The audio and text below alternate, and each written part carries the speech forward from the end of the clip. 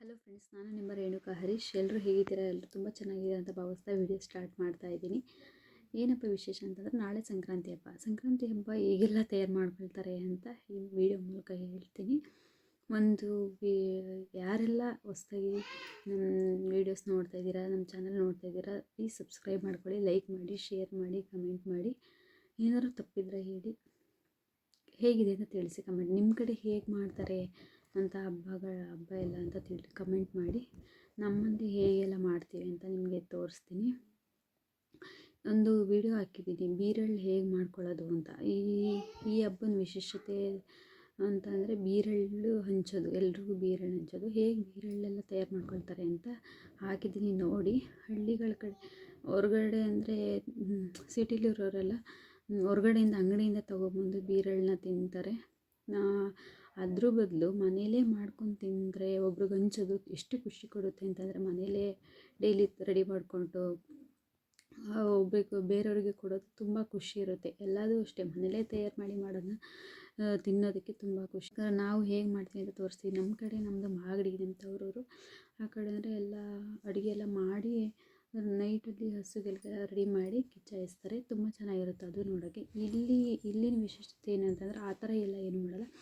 ಮನೆಯಲ್ಲೆಲ್ಲ ಪೂಜೆ ಮಾಡ್ತಾರೆ, ಪೂಜೆ ಎಲ್ಲ ಮಾಡಿ ದೇವಸ್ಥಾನಕ್ಕೆ ಹೋಗ್ತಾರೆ, ಅಡುಗೆ ಎಲ್ಲ ಮಾಡ್ಕೊಂಡು ಊಟ ಮಾಡ್ತಾರೆ ಅಷ್ಟೇ.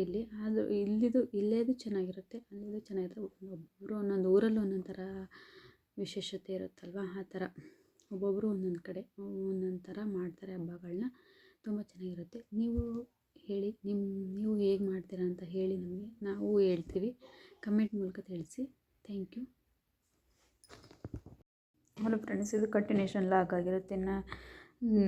ಊಟ ಎಲ್ಲ ಮುಗಿಸಿ ಮನೆಯೆಲ್ಲ ಒರೆಸ್ಕೊಂಡು ರಂಗೋಲಿ ಎಲ್ಲ ಬಿಟ್ವಿ, ಬಾಗಿಲೆಲ್ಲ ತೊಳೆದು ಬೆಳಗ್ಗೆ ಬೇಗ ಎದ್ದು ಪೂಜೆ ಮಾಡಬೇಕು. ಧನುರ್ಮಾಸ ಅಲ್ವಾ, ಸೊ ಲಾಸ್ಟ್ ಕೊನೆ ದಿನ ಆಗಿರುತ್ತೆ. ಅದಕ್ಕೋಸ್ಕರ ಸೂರ್ಯ ಹುಟ್ಟೋದ್ರೊಳಗೆ ಪೂಜೆ ಎಲ್ಲ ಮಾಡಬೇಕು, ನಾವು ದೇವರಿಗೆ ಎಡೆ ಮಾಡಬೇಕು. ಸೊ ಅದಕ್ಕೋಸ್ಕರ ಎಲ್ಲ ಕ್ಲೀನ್ ಮಾಡ್ಕೊಂಡು ರಂಗೋಲಿ ಎಲ್ಲ ಬಿಟ್ಟು ಮಲ್ಕೊಂಡ್ವಿ 11:30ಗೆ.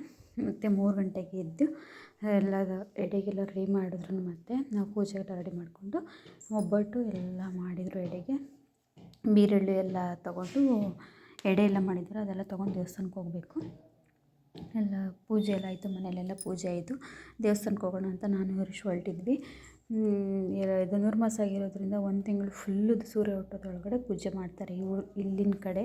ಆ ಥರ ಇದು ಕೊನೆ ದಿನ ಆಗಿರೋದ್ರಿಂದ ಎಲ್ಲರೂ ಬಂದಿರ್ತಾರೆ ದೇವಸ್ಥಾನಕ್ಕೆ.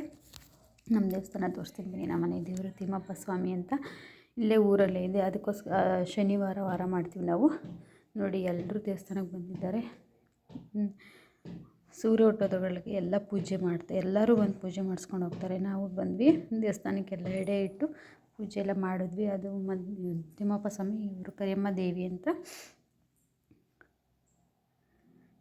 ಕರಿಯಮ್ಮ ದೇವಿ,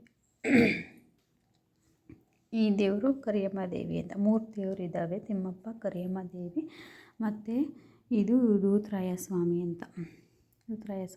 ಇಲ್ಲಿ ತುಂಬ ದೇವ್ರಿಗೆ ಇಂಪಾರ್ಟೆಂಟ್ ಕೊಡ್ತಾರೆ, ತುಂಬ ನಂಬ್ತಾರೆ ಕೂಡ ದೇವ್ರನ್ನ.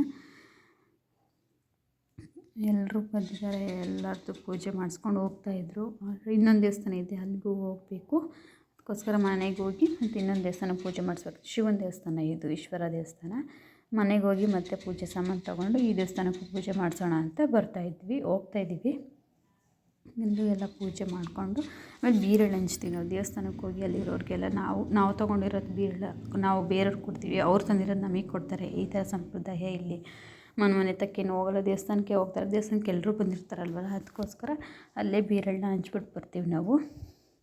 ಇಲ್ಲೂ ಪೂಜೆ ಎಲ್ಲ ಆಯಿತು. ಪಾಪುಗೆಲ್ಲರಿಗೂ ಬೀರಳ್ಳು ಕೊಡ್ತಿದ್ದೆ ನಾನು, ಎಲ್ಲರಿಗೂ ಕೊಟ್ಟೆ. ಬಂದ್ವಿ ಮನೇಲಿ ಒಬ್ಬಟ್ಟು, ಕಾಳು ಗೊಜ್ಜು, ಅನ್ನ ಸಾಂಬಾರು, ಹೆಸರುಬೇಳೆ, ಬೀರಳ್ಳು ಇಷ್ಟೆಲ್ಲ ಮಾಡಿದ್ವಿ, ಊಟ ಮಾಡಿದ್ವಿ. ಯಾರಿಗೆಲ್ಲ ಇಷ್ಟ ಆಯಿತು ಈ ವಿಡಿಯೋ ಲೈಕ್ ಮಾಡಿ, ಸಬ್ಸ್ಕ್ರೈಬ್ ಮಾಡಿ, ಕಮೆಂಟ್ ಮಾಡಿ. Thank you.